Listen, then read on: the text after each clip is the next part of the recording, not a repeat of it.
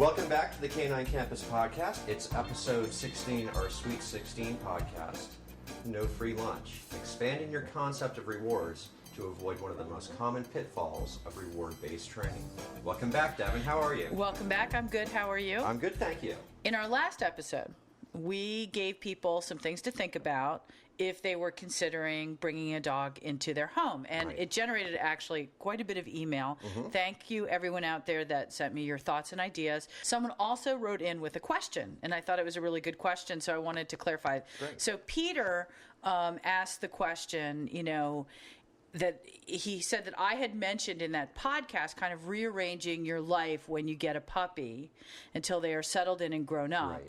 And that he had heard from trainers and other experienced people that taking time off when you get a new puppy and sort of rearranging your whole life is a bad idea because it sets up unrealistic expectations and then you go back to work and it all falls apart. So I wanted to clarify my position, and once again, I thank Peter for writing in. Yeah. And I appreciate anyone that thinks there's inconsistencies in what I'm saying, because we sort of do these on the fly, and sometimes I misspeak or I'm not clear about what I want to say. Right. So in regards to this, obviously, if you have a young puppy, their bathroom requirements are going to necessitate a change in your schedule until they get bladder control, which is generally not until 4 to 5 months of age. And so up until that point, it's really considered unkind, some would say cruel, to crate a puppy for more than 4 hours during the day. Right, because their bladder really can't. Their bladder, and even if you leave the bladder, and I would say also that if your management plan for a dog for any length of time is creating them while you're at work all day, you shouldn't have a dog. Right. I mean, whether they're a puppy, whether an adult dog, that's too long. So there are some changes that you need to make that do not have to be implemented long term, because as the puppy's bladder grows, you can have greater expectations for them being able to hold that. Right. What I really meant when I said that you need to rearrange your lives if you're considering a puppy or a dog, is that you need to rearrange your lives not for the short term, but for the life of that dog. Right. So there might be a couple of changes that, like I said, based on the physical development of the dog, could taper off. But the vast majority of changes that need to be made are permanent lifestyle changes. Right. And it's a lifelong commitment. To the dog. To the dog. Yeah, without a doubt. So that's what I meant, and I hope that that's clearer. So Right. And Peter, we hope you agree. Yeah, But if you don't, feel free to write us again. Well, I also emailed Peter, so Peter got to hear my spiel prior to by airing it. And as you mentioned, we've been getting lots of email since the last couple of podcasts with some, questions for clarification, ideas for new shows, and getting that kind of input from our listeners really makes it easier to move forward and do new episodes. Without a doubt. So please do keep them coming. If you want to really participate, and we do want to make this interactive, feel free to send a audio file of your question, and we'll put it into the show. So moving on, again, no free lunch. What are we talking about with that, Deven? No free lunch is a term that was coined by someone other than myself. Right, and I just did a Google search for no free lunch dog training and got 22,000 results. Right, because you were trying to figure out who I stole it from. Right. It could be Karen Pryor. It could be Gene Donaldson. Something tells me it's Gene Donaldson. It's somebody from our top 10 list right, of dog it's a trainer other than myself. And so I don't want anyone to think that I coined this phrase, because I did not.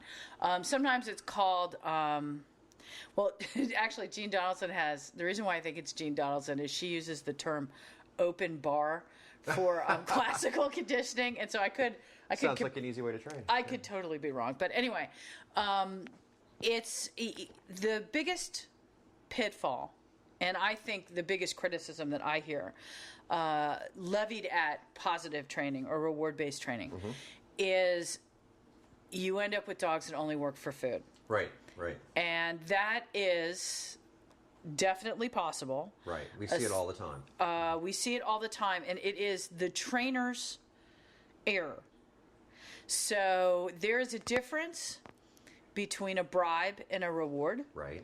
A bribe is something that you know you're going to get up front, and a reward is something that you get after the fact that you might anticipate, Right. but isn't necessarily a given. It's always a pleasant surprise. Right. Okay. So what I have found with my clients is that the clients that end up with dogs that only work for food are clients that only use food as a reward, and they use it poorly. Right. So what happens is they find out how effective and efficient food can be Right. in initiating behaviors. These are often the trainers that lure a lot of behaviors. Sure. And by lure, I mean they use food and the dog's willingness to follow the food to initiate behaviors. Right. There are other ways to teach. I'm not opposed to luring. There's sort of a big community of positive or reward-based trainers now that are sort of anti-lure.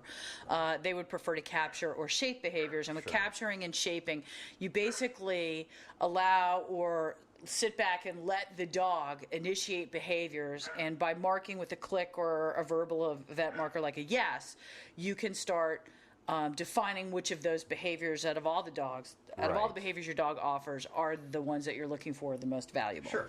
So, and I'm a huge fan of capturing and shaping, and I think luring has its place too. Certainly in a class environment, luring can be kind of efficient. But Exactly. I found that people start relying on it. So let's say someone has taught their dog to sit. Things have been going pretty well.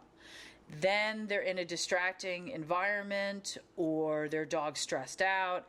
They ask for a sit, they don't get it. They pull out the food, they put it in front of the dog's nose, and they lure a sit, even though the dog already knows this behavior. Right, exactly. So they're kind of falling back on it. It becomes a habit for the trainer. And you're training your dog that it makes sense not to offer behaviors, but to wait, to be lured. Right. So it's kind of this, it ends up being this sort of catch-22 in this sort of vicious cycle. Right, yeah. So, the dog stops working unless there's food present. The Right. human being, not knowing what else to do and being somewhat impatient brings out the food to get the desired result. Right, and to cut to the chase on that, what you've really done is you've trained the dog not to sit. You've trained the dog to sit for a treat, right? Which is a very You train the dog to sit in the presence of a treat. Yeah. And you've in essence bribed your dog. Right. Okay. So we were fortunate enough, although it certainly didn't feel like it at the time, to have a dog that did not take food treats. So our husky, for the first 5 years of her life, did not take food treats. Not food motivated. She is now, which is interesting. But during the formative years, the puppy years, she did not take food treats. So how can you be a reward-based trainer if your dog does not take food? And this was a very frustrating process, but it was a really educational process, and it forever changed the way that I approach rewards. So one of the things that I really encourage my clients to do, and I encourage everyone out there to do the same, is expand your reward system well beyond food. Right. And when you define your rewards, the definitions of those rewards do not come from you, they come from your dog. So we have a dog who loves to tug, and would do anything to tug, and tug is a great reward. We have another dog that could care less about tugging, so tug is not a good reward for her. So if you spend a few days observing your dog, observing all the things that your dog gets from you every day, non-food items, I'm talking attention, affection, the ability to sit on your lap, the ability to get on furniture, if they do. If they're not allowed on furniture, that's fine. The ability to come into the same room you're in, the ability to go outside, taking a walk, playing. All of these things are rewards. And all of these things need to be worked for. These are what you call life rewards. These are what I call life rewards, and I think that they are the most important rewards in a reward system. So I use food if I'm in a highly distracting environment or I'm teaching something new. So maybe for the first 10 or 15 times that a dog exhibits a behavior. Right. But after that, I immediately switch to life rewards. Right. So this actually, in the more scientific terminology, when you reward every correct response, it's called a continuous reinforcement schedule. And that means for every correct answer, there is a reward. In short order, you're supposed to move to an intermittent reinforcement schedule. Right, okay. That means, and it needs to be random. So in other words, if you're going to reward 2 out of 5 sits, The problem with human beings is that we tend to reward, let's say, sit number 3 and sit number 5. And we kind of get in this pattern. Well, the dog picks up the pattern and they start blowing off the other sits until they get to 3 and 5. Right. So it's really hard to be random. And one of the ways you can be random is you can use discriminatory reinforcement, which means you reward the cutest sit or the fastest sit. Or the funnest sit. And we're actually going to delve into this a little bit more. Which is very much a way to up the ante for your training. Right, up the ante for the training. And we're going to talk about this a little further in our next podcast on multi-dog households because it's really helpful there. So that's one way to move to an intermittent reinforcement schedule. Another way is to use life rewards. If your dog has to sit to come into the room with you, if your dog has to sit to go outside, they're probably doing that 10 times a day. So that's 10 times they're sitting and getting a reward, not a food reward, but a reward. So you can ask for sit 20 other times during the day, and verbal praise is all they need. Right. So now you have a dog that's sitting, and food is nowhere in the equation. But there's still a reward. And a really potent reward. To be honest with you, dogs have less taste buds than human beings do. Oh, really? It's not the taste of the food they're working for, it's actually the smell. Okay, and interestingly enough, the smells are processed in the amygdala, in the most primitive part of your brain. And so one of the benefits of positive reinforcement training and of using food treats in a restricted or a refined manner is that your dog starts associating working with you with pleasure. And the food doesn't, have to be part of it. I mean, it's like what it is you're forming a neural pathway into the amygdala. And once that neural pathway is formed, the food doesn't have to be present for the pleasure to accompany working with you. Which really, I think, creates a very enriched relationship between It does. And Patricia McConnell's last book, which we've mentioned in the past, on animals and their emotions. She has a chapter on this, and it's really interesting on the actual brain mechanics of it all. So when it comes to life rewards, I have a worksheet which we will happily post on the web. That basically the first page is a way to list the various rewards that your dog gets. So I ask basic questions on that first page. I ask, and actually I'm on the second page, so hold on. There's a list of what activities does your dog enjoy on a daily basis or on a regular basis. So, are they going out to sniff in the woods? Are they getting to play with other dogs? Are they going for a walk or a run with you? All of these things, again, these are rewards. And they should be preceded. They need to earn those rewards. Because it's like any kind of reward system. What makes something rewardable is its value. And part of its value is what you have to do to get it. So if everything's free, nothing's valuable. Right. The things that end up being the most valuable are the things you work the hardest for. It's no different for a dog. It's no different for a dog. So what wonderful objects does your dog receive from you on a regular basis? Now, these can be food-based. You can be thinking of food toys, rawhides, chew toys, plush toys. Surprise loves to gut plush things. Toys. Things, physical things that you give your dog. Right. In what ways do you interact with your dog on a daily basis? Are there belly rubs? Are there butt scratches? Do you like to grab your dog's face and mush their nose and tell you love them? One of our dogs likes to smell my hair when I come home. Right. Silly is a huge hair smeller. And so that's a reward. He's got to work for that. And then in what other ways do you spoil your pooch? So basically, this is just a form to get you thinking about the various things that are actually rewards that you might not have considered rewards. Right. And again, when we were trying to train our husky, we really had to figure out what her reward system was. Right. And her reward system, novel smells, greeting people. She absolutely loves people. And actually getting the chance to be pet and goobered on by other people was, I think, our primary reward system. Right. So we had to practice with her a lot in public because we needed people to goober on her, because she wasn't as interested in us goobering on her as she was in other people. So, and she loves novel smells. So I made sure that I worked in places where there were a lot of dogs, not necessarily present, but where dogs peed on things. There were good smells. And, you know, as we were out for a walk, she would let me know. I could tell when she zeroed in on a smell or something she wanted. Now, I would not let her pull me to it. Right. Once she zeroed in on it, I would wait. I basically became a tree, and I would stand there and wait for her to look at me. That's a good start. Possibly sit, possibly lay down, maybe give me a shake or a spin. I don't care what. Right. And then I would give her the event marker, click or yes, and then go sniff. And all of my dogs know go sniff means you can now go out on the leash and explore what it was that you wanted to explore. And they usually get 20, 30 seconds of it, maybe a minute, and then let's go, now we're walking on a leash again. Right, and they're okay with that too, because they're in this virtuous circle of and what is so potent about that, I have a lot of clients who like to use the heel cue. Heel, heel, heel. So they're constantly telling their dog to stay with them. Right. I'm too lazy for that, frankly. When there's a leash on my dog, there's only one rule. You're with me, and there's no cue for that. It's like, you're with me, and you are not pulling the leash. There is, however, this go sniff cue, which means now you get to go explore. I get to determine when you do it. I get to determine how often you get to do it.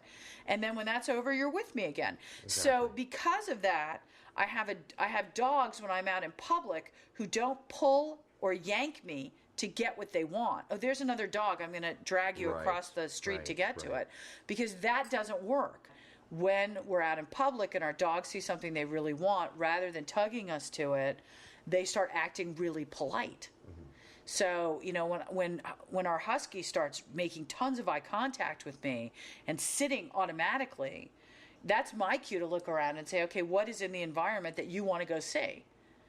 And I find that much more agreeable on a walk than being tugged by a 65-pound dog. So, page 1 of this sheet is determining what these various rewards are. Page 2 of this sheet asks you to list the 5 behaviors that are most important to you, that your dog perform reliably and on a regular basis. So this could be come when called, stay, loose leash walking. Those are the big ones, not jumping up. These are the big ones that people come to class for. So once you have a list of the most important behaviors that you would like your dog to exhibit, and you have a list of all these life rewards, they need to exhibit one of these 5 behaviors in order to get any of the life rewards. Okay, great, yeah. And it's very intuitive. So I don't set time aside to train with my dogs. In every interaction, I'm training with my dogs. Right, and that brings me to the other side of this, I think, is that, you know, we're talking about what life rewards are, how to use them. What's the net effect of this? I mean, the net effect is that instead of only training when we have treats on us, every interaction with our dog, as you just said, is an opportunity for training. And so we're getting, what would you say, thousands more repetitions in? You're not only getting more repetitions, like the mechanics of training are greatly improved, but more importantly, you've taught your dog that all the good things in life are dependent upon polite behavior, however you want to define that, and working with you. So I don't just ask for sits and stays to get stuff. I ask for tricks all the time. Take a bow, spin, wave. So, but the net result is you've got to give pooch to get. Right, exactly. Which is a lesson all sentient beings Sure. Well, and I've noticed, you know, since we've really taken this seriously, and it's been some time that we've been doing this, but I still find that our dogs surprise me by offering the most amazing behaviors. You know, I'll walk in and they will go to their place. You know, not because I've asked them to, but they know that there's going to be some good sniffs, or maybe a treat, or maybe play. And may I say that the food ball is a really wasted opportunity to train. And one of the things you've noticed in the last couple of weeks is our dogs because we have 3 dogs and we want to keep them separate and distinct, during food time of elevated arousal, we have had some dog fights in the past in our house, Right. so we want everyone calm, cool, and collected. So everyone is on their place in a stay Right. while the food is being prepared. Then the food goes down on the ground. They maintain the stay, Right. and it can be anywhere from 30 seconds to 10 minutes before they're released to their food. And one of the things that you noted was our youngest dog, who's probably 18 months, maybe 20 months old, has started to, the second we reach into the fridge for the food, immediately runs to his crate in the other room and lies down. Right, exactly. It's phenomenal. Yeah, so, and we don't ask for it anymore. I mean, the husky comes in from outside, she hits her Yep. place and lies down. So rather than having dogs under feet, jumping up, offering demand behavior to get what they want, our dogs offer polite behavior. And like I said, how we define polite might not be how someone else defines it. It doesn't matter. Absolutely. I mean, polite behavior overlaps, but Right, and that's something you can, every individual will work with individually in their training.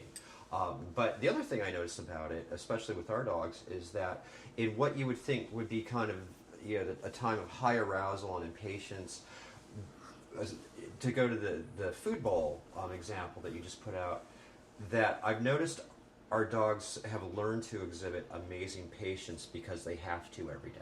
yeah. So it's not a big deal. Patience and self-control. Right. And there's that really interesting study done by that psychologist in the 70s with kids and marshmallows. And I know I'm going to botch the study, but the basic premise of the study was that children were put in a room with, I believe it was a marshmallow.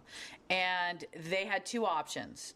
They could eat the marshmallow, or they could wait for an undetermined amount of time. And at some point, someone would come in with a bowl of marshmallows.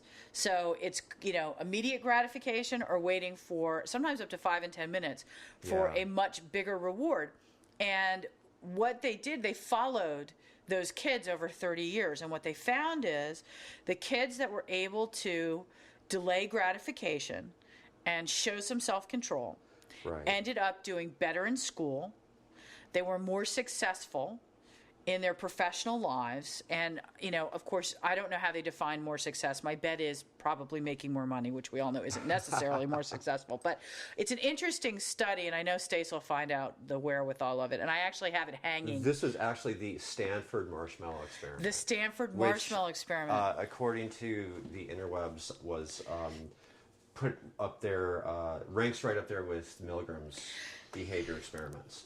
So it's. I think that self-control and patience is not something that we necessarily think of teaching to dogs, and I think that it's one of the most essential things you can teach a dog. Right. And getting back to an intermittent schedule of reinforcement, not only are life rewards an amazing way to add an intermittent schedule of reinforcement to your life without a lot of thought. Right. Another way to accomplish this is 2 firsts, 3 firsts, 4 firsts, 5 firsts, and so on. And what that means is a dog needs to do 2, 3, or 4 things before they get a reward, be it a life reward or a reward. And it's one of the things I really get my students doing in class, because in class we do use food a lot. Right. And so by the second or third class, a sit doesn't get you a treat. A sit, a down, a shake will get you a treat. Right. And I will tell my students, here are 3 behaviors. You've got 1 reward. Yeah. Put the behaviors in any order you want, reward whenever you want, but there's only 1 reward going out. And so that's another way to teach a dog that, sit alone might not get it. There might be other things that you need to do. And once again, that's delayed gratification. Sure. So these are all ways to teach dogs to work without food present and to work to engender a spirit of cooperation. Working with you is always a good idea. Good things come of it. A couple of things I want people to think about as rewardable behaviors that they might not be thinking about. If you are working on your computer or you are watching TV and your dog is settled quietly at your feet, that is a rewardable behavior. And it's rewardable by petting and loving. It's also rewarded by a food treat. And when our puppies are young, like the first year of their life, if they can settle quietly, I will reward them every 30 seconds to 3 minutes.